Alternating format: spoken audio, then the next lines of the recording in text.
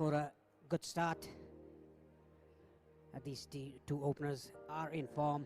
A very stylish player, Asif Sheikh, and attacking player, Kushal Bhurtel, two openers for Nepal. Just a mere total of 213 to chase down in 50 overs for Nepal, and to get outright win 4 out of 4 in this tri-series. Namibia, Scotland, Nepal. Nepal has won 3 out of 3, whereas Scotland won 2 out of 3. Namibia lost 4 out of 4. The ICC Men's Cricket World Cup League 2 has been won by Scotland with 50 points on the board. They'll be given the trophy of the champions of League 2 at the end of this match, no matter what the result is in this particular match. And the bowler starting off for Scotland is Brandon McMullen, who did a decent job with the bat. Look at Kushal Bhurtel's matches over 22 in this League 2, 483 runs the total, and strike rate of 78.16, a decent strike rate for him. The first ball nicely defended by Kushal Bhurtel. The ball is nicely coming onto the back. I would like to invite Andrew Leonard here in the commentary box. Good afternoon, Lenny. Well, good afternoon, Paresh. Good afternoon, everyone. An atmosphere quite unlike any I can ever remember being lucky enough to be part of. The biggest crowd of the series has been saved for a Tuesday of all days, as Brandon McMullen's getting things underway for Scotland. Every single run is going to be roared to the heavens. And just had a quick chat to the Scottish team manager down pitch side. I think his players are looking to savour every moment of it. He feels he let 20 or 30 runs out there, which I think is fair. Have a total on the board nonetheless. Might deteriorate a little bit like it did yesterday. This could be a very thrilling contest that could go either way. Across the medium, just don't syndicating at too much pace. Yes, he immediately went down on the pitch, tumbling down. And the second ball, look at the replay here. Oh, was it an ankle sprain? It looks like that in the initial moment.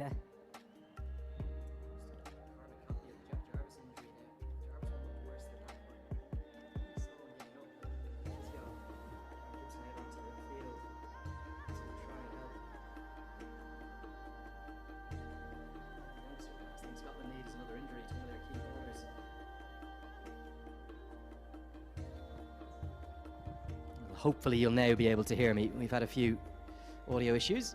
One of the mics has run out of battery. We're just talking about Brandon McMullen in that follow through. He's getting treatment from Karen Gibson, the Cricket Scotland physio. And I was talking before you lost me, Paresh, about just how this total may well be a very intriguing one. It's less than Scotland would have liked, but it could be enough. Will be interesting to find out. Yes, after the second ball, when Kushal Bhurtel tried to step down the track, that is why the keeper came in and stayed close to the stumps. In the meanwhile, McMullen is down injured in his follow-through. Kushal Bhurtel off the mark.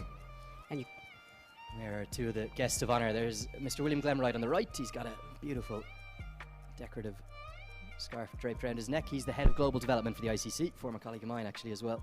And he's sitting next to the main man, Mr. Chatterbacher Chand, the president of the Cricket Association of Nepal. Was just up with the two gents. We're hopefully actually going to hear from William Glenwright on commentary in maybe 5 or 10 overs time, something like that. See if we can drag him up here and persuade him to give us his thoughts on the state of the associate game. Also want to get his thoughts on his first time into Nepal and this incredible crowd, because this isn't just bigger than Tuesday, this is significantly bigger.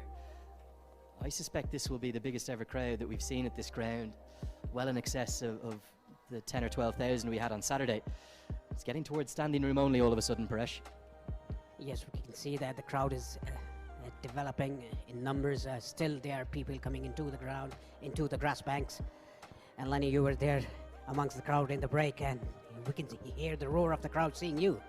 Yeah, got an amazing ovation as I just went on a quick lap to say hello to everyone. A few namaste thrown in. Good news is McMullen is good to continue. Isn't walking completely fluently, but should be okay. Asking a few of the fans up there who they felt was going to win. Wasn't the usual Nepal fan that I'm used to, which is one that isn't confident and is wrecked by self-doubt as to whether the national team will get it done. Every single one of them, to a man, a woman, a boy and girl, said Nepal are going to make it 4 from 4. That's the belief that's growing. And you can understand why there's a belief. It's a seriously talented young team that Nepal have here. Yes, they'll have to play well to get through this target. We can already see the ball is not coming onto the bat. It's slightly stopping onto the batsman. Asif Sheikh very aware of that and doing it very nicely, playing late. Letting the ball coming. There's a field change. There's a short extra. Yeah, I really do think that this could be an enthralling chase. I don't think either side's going to do it easy. Just one run comes from the first over. It's 1 for none.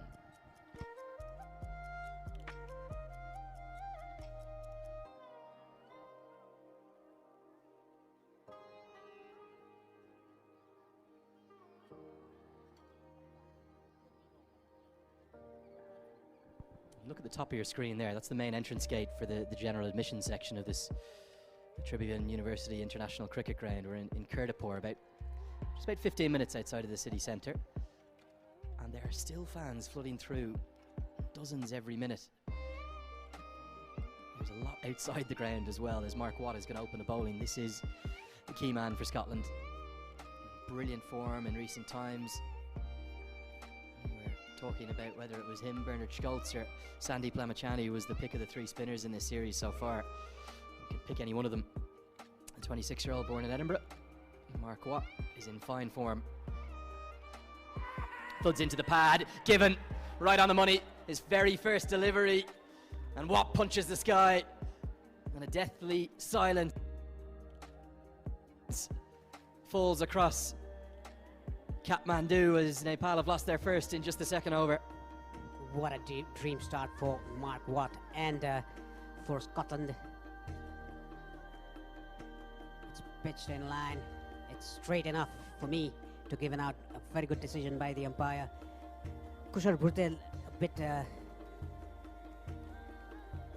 guilty of playing in front of his pads. Yeah, playing somewhat across the line as he's trapped LBW for 1. All the ones are on the board. It's 1 for 1. Nepal in the chase.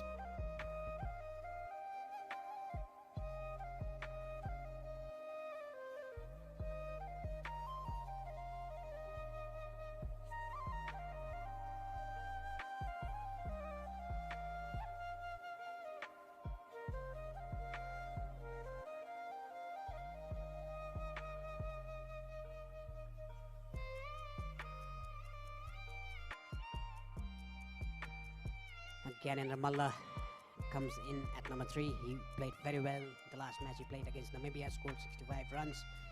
Now these two batters, again, Ramailo, look at his matches in League 2. 1 for 9, 1 in the second over. Mark Watt, what a dream start for him and for Scotland. You can see the parents of Sandeep Lamachani. They're going to be hoping that his wickets aren't in vain. It's all about the national cause here, all about 2 critical points on the table, as Mala's experience will be vital at that spot of number 3. We've seen 2 very differing approaches in the last 2 wins for Nepal to the chase. A chaotic start to the second game, and a much more measured one in the third. They were 77 for 5 after 11 overs in that second match, but then in the third game against Namibia, much more controlled. Chris Soule isn't in the team today. He went for that 23-run first over. Are they going to try and take that more measured approach that worked against Namibia in the last game, chasing down 275 to win? Yeah, that is what Nepali batsmen are thinking about the second wicket partnership. That was 130 odd. That was a record partnership for any wicket in ODIs for Nepal. So I think these two batsmen are targeting that. They are yet to get off the mark. And Watt has started right on the money. Interesting move for Scotland to go with Watt with the new ball. They went with Leask yesterday with his off spin, and that didn't quite work for them. They'll probably try and save Leask's overs to Kushal Malla in the middle, the left-hander. That one speared in and cut, but straight to the backward point fielder. The fans certainly just a touch nervous now, because it's a wicket maiden for Mark Watt, the superstar bowler for Scotland. It's 1 for 1 after 2.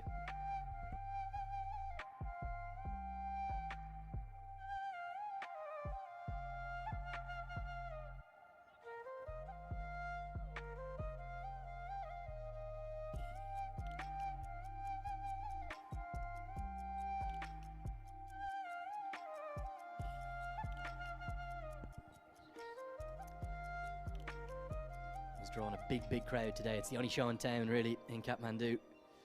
Can't quite believe this is a Tuesday. They've just seen themselves on the big screen, making sure they're showing off their national colours. And a poker atop there as well to boot. Great to see all the fans coming in and enjoying the action. How will Nepal best harness those fans in this chase and use them as their 12th man, as everyone's been calling them? The fan, they play a very big role in the chase.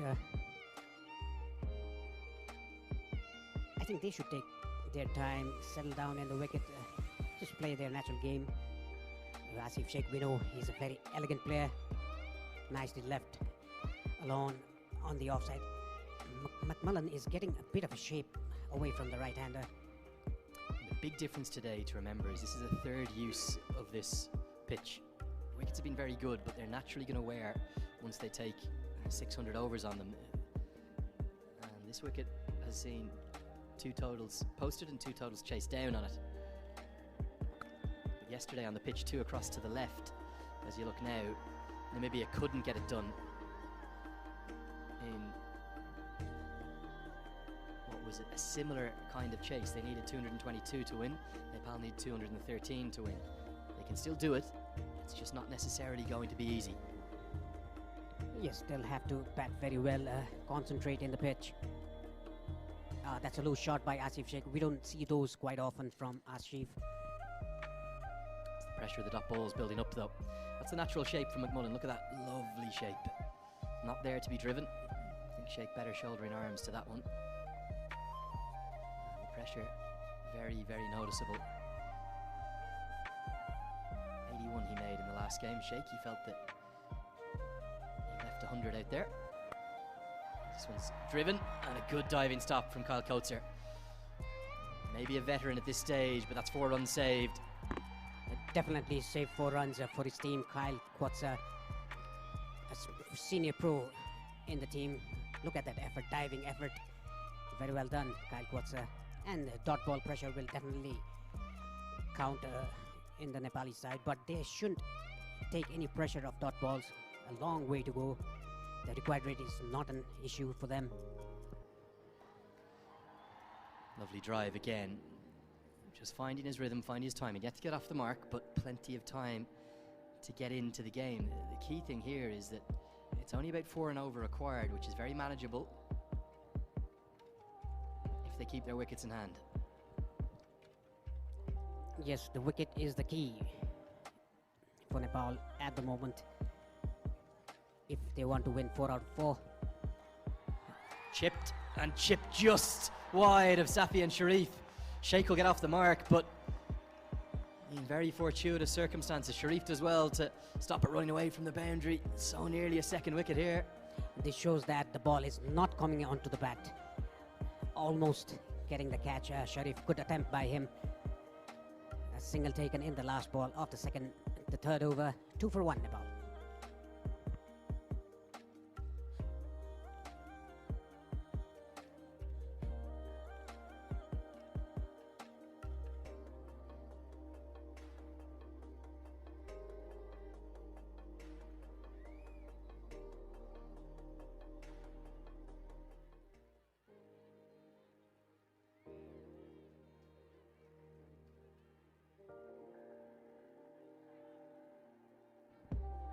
still coming in.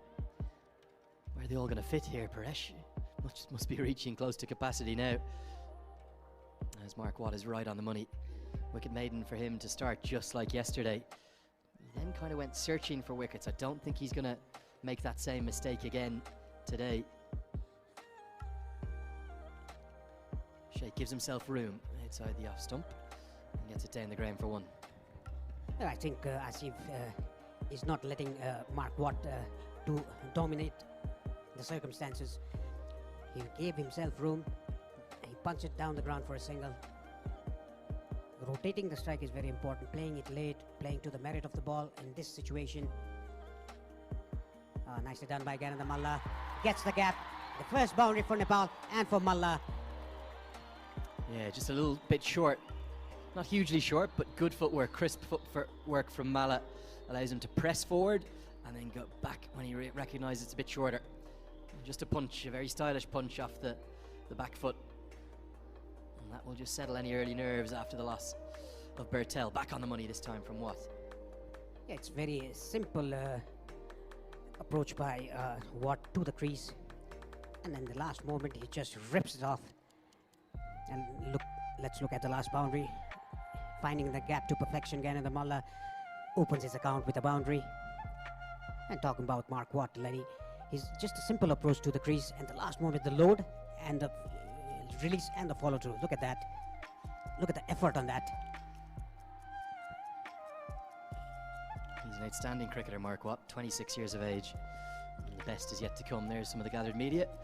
Packed house. I was up there during the luncheon break, and it really was standing room only for the media as well. The series that this is like this has just captured the attention. That's a beauty. That's very reminiscent of what Lalit Rajbanshi did repeatedly. And Mala's fortunate to survive. 5 runs from that over. It's 7 for 1.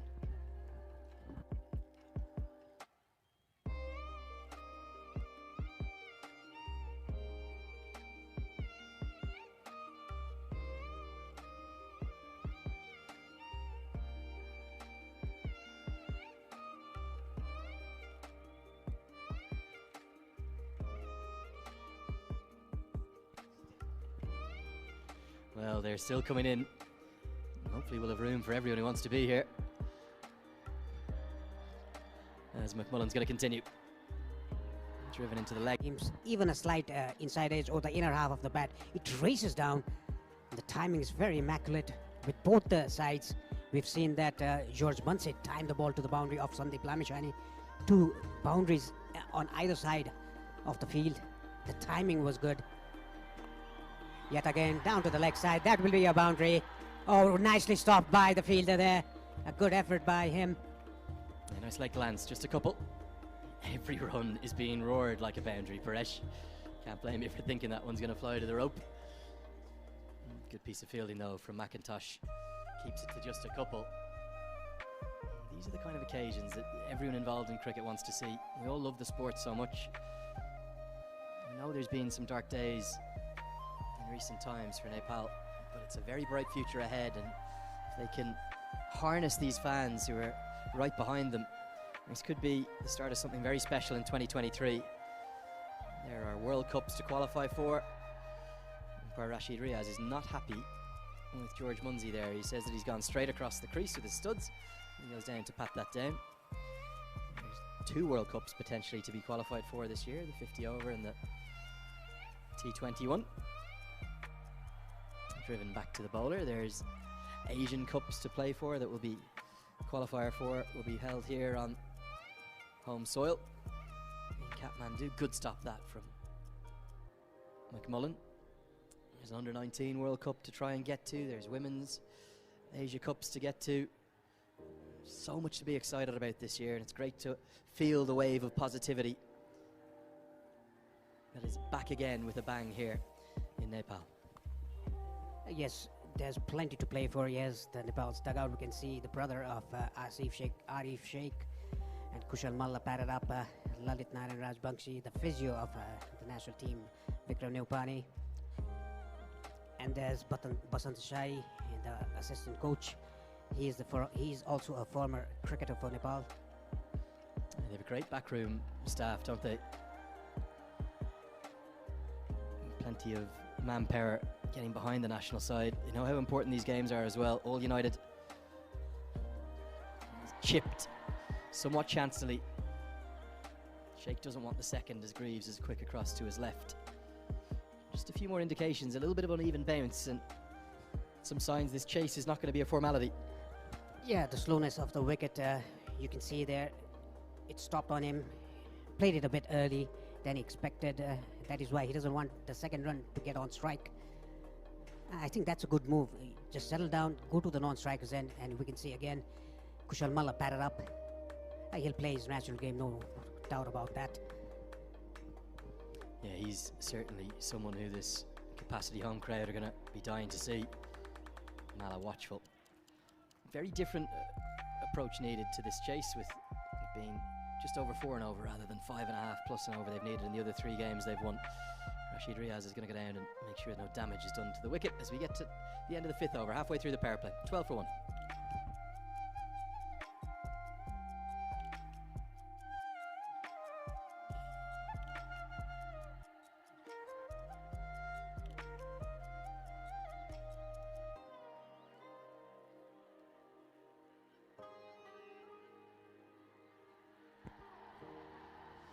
Big cheers for Mark Watt as he heads down to the third man position. He's going to engage with the crowd. He's that kind of guy. He's having good fun with them. That's what this is all about. Entertainment is what our sport is, and great to see the fans thriving and the players engaging with them and enjoying it rather than shying away from it. Safian Sharif will come into the attack, right arm medium fast from the pavilion end of the ground. Just the 2 overs of Watt. They'll have to use those 10 that he has very intelligently. Sharif, I thought, bowled nicely yesterday. A bit of confidence after a red ink and not out with the bat as well. Beautiful. Perfect on drive from the Rolls Royce of batting here in Nepal. It's Mohammad Asif Sheikh. And that is as good a stroke as you'd want to see through mid-on. Probably driven a little bit on the up as well. Picture perfect from Sheikh. Yes, that was nice to see the full face of the bat. What a good shot by Asif Sheikh. And I think the Nepali batters will fancy facing Safian Sharif because he's a bit quicker than McMullen. The ball will definitely come easier onto the bat if you bowl quick in this wicket. Every run is going to be roared with delight because they know it's a run closer to a 4th victory. You can already see in 2 balls that Sharif has bowled. The ball is nicely coming onto the bat, whereas when McMullen was bowling, it was not coming onto the bat. You can see Dipender Singh Aire hasn't put his bat on. Even Sandeep Zora. Yeah, I think that probably indicates it'll be Powdell at 4 and Kushal Malla at 5. Those two will dash into the changing room if there is a wicket. Get the kid on. Punched, but a good diving stop. That's Michael Leask, who is a gun fielder at backward point. Yeah, Michael Leask is Dipender Singh Aire of Scotland. He's very sharp in the field. Even McMullen is also sharp in the field. The 2 catches that he took, blinder of a catch in earlier matches in this series. 2 dot balls followed. 4 followed by 2 dot balls.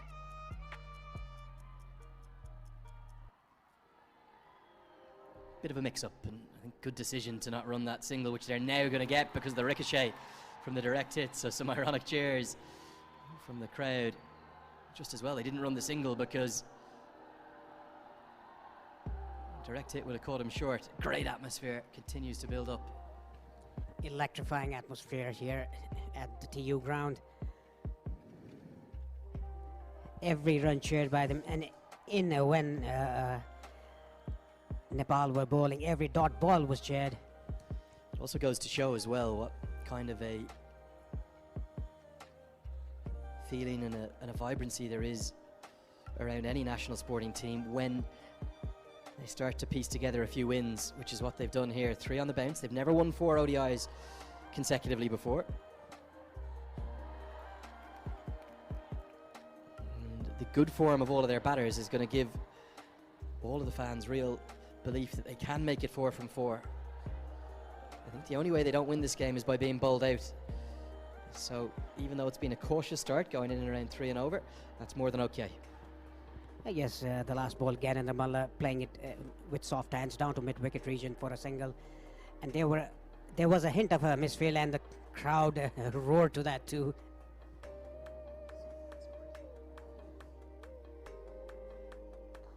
A nice deflect away off his bats, but straight to the fielder. Nice fielding by the fielder there. 6 runs off this over, the first over for Sharif. Look at this fielding. Diving stop.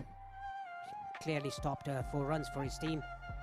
At the end of 6, Nepal 18 for 1.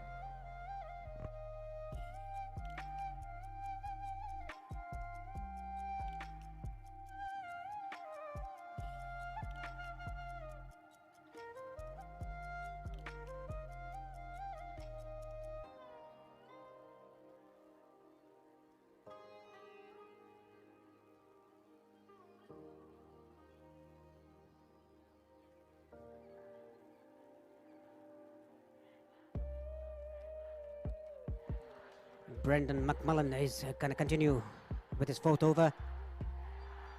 And look at the chant here. They're chanting Nepal, Nepal. The crowd massive here. Gyanendra Malla looks very comfortable in the crease. Very experienced batsman.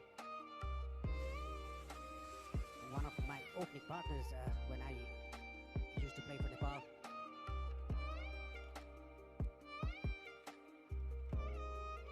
Experience of Gyanendra Malla and the youth and the classical batting of Asif Sheikh.